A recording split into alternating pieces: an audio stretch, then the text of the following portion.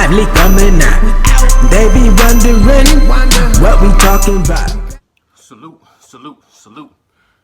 Yo, a lot of people taste that sweet taste of victory and then they lose their appetite.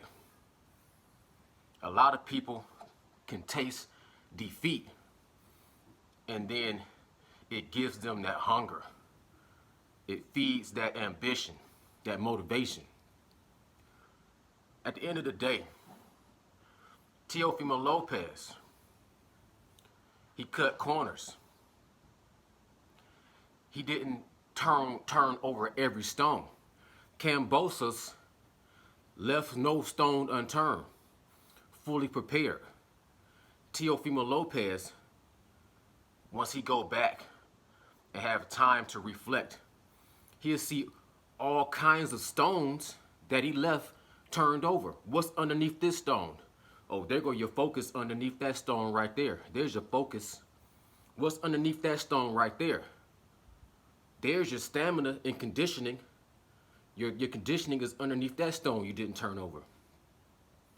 Where's your discipline in studying your opponent and respecting your opponent and not overlooking your opponent?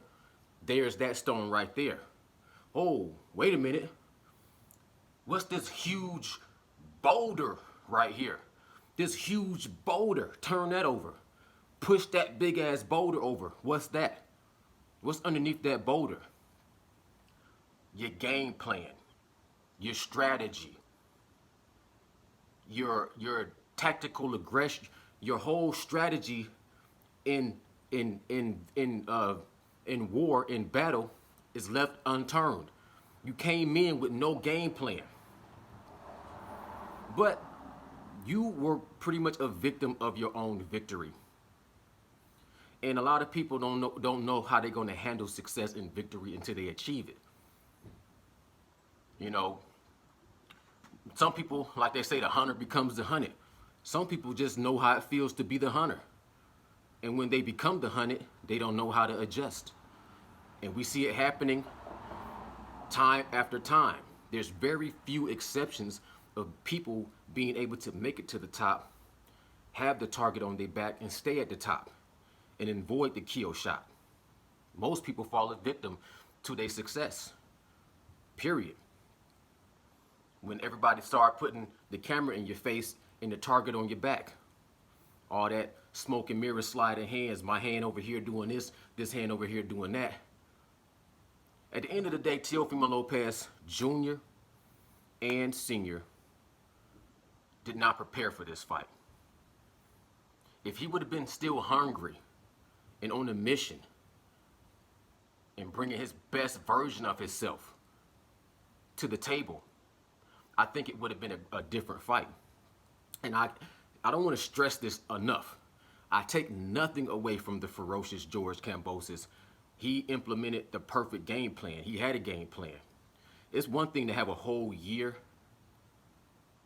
to fight someone, but you completely focused on that person, and you have a whole year to sharpen up your tools for one person, and then another person that's already at the top, and he got the whole year to talk about fighting Devin Haney, to talk about Josh Taylor, you know, to talk about how much money he deserves to make now that he's made it. And then after the fight, when you hear about the different situations that's coming to surface, you know what I'm saying? You can call them what you want to call them. I kick no man while they down. I feel like a lot of people kick men while they down, but don't have the ability to put them down themselves. Like if you can't physically put that man down in the ring, then you have no business to kick the man while he down. You know what I'm saying? You're supposed to be learning how to pick people up and motivating them. And if you want to critique them and then try to give them some wisdom that maybe they can take into the future to become better, that's great. But try not to be the people that like to kick people down and then try to hold people down. This is boxing. You know what I'm saying? Either you can put a man down, and then at the end of the day, we can both be gentlemen and warriors and have great sportsmanship. But I'm saying this. With the situations that's surfacing, with him having issues in his family life, we're not going to go into detail. With him having situations financially, we're not going to go into detail.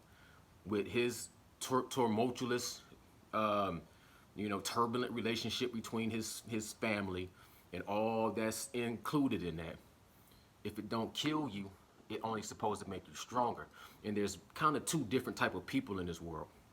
And some people that can take all those frustrations and situations and aches and pains and heartaches and troubles, and they can turn that into success and motivation and use that to fuel them to train even harder, to be even more disciplined, to be even more focused, to be even more successful. And then there's other people, and it could be the same person in a different situation, because you never know, we human. But then it's the certain person at a certain time can take all those situations and it can break him, and it can make him train less. It can make him not be focused. It can make him not dial in. It can make him not even want to be successful anymore. It can make him want to, throw the white towel in on his career. That's just human nature. But that's human nature. But what makes you into that champion and makes you stay a champion is how you handle all the pressures of life. And I think Teofimo Lopez and Teofimo Lopez Sr., they let the success take away, they let the sweet taste of victory, a little drop of taste of victory on their tongue, destroyed their whole appetite. You know what I'm saying? And that's unfortunate, but that's boxing and that's life. So we can learn from his mistakes and we can help him to improve. And it's not over. You know what I'm saying? I think what can happen is you can eat that humble pie, and that humble pie can go down in your digestive system, and it can balance out that sweet taste of victory. And now that you got some humble pie to keep that some company, it can start to balance you out, and now you might get your hunger back to be, a champion, and then get up there the second time and know how to stay there without let everything go to your head and let everything, distract you and, give you excuses, valid excuses, but give you excuses not to stay laser sharp and laser focused and disciplined and strong no matter what you go through. You know what I'm saying? So that's all I want to say about that. You know what I'm saying? You left some stones unturned, and you fought against somebody that was ready to go above. You fought against somebody that was ready to go above and beyond to achieve their victory. And now that they have the target on their back, now that they have the belts, the curse of the belts, let's see how they handle that amount of success. I was listening to Lou DeBella, and he already seemed like he was letting the success of George Kambosos go to his head when it comes to let's strategize our next move. So we'll see what happens in the future. You dig what I'm saying? Nocturnal Thoughts, man. I appreciate everybody for rocking with me. Hit the subscribe button, man. I'm out of shit.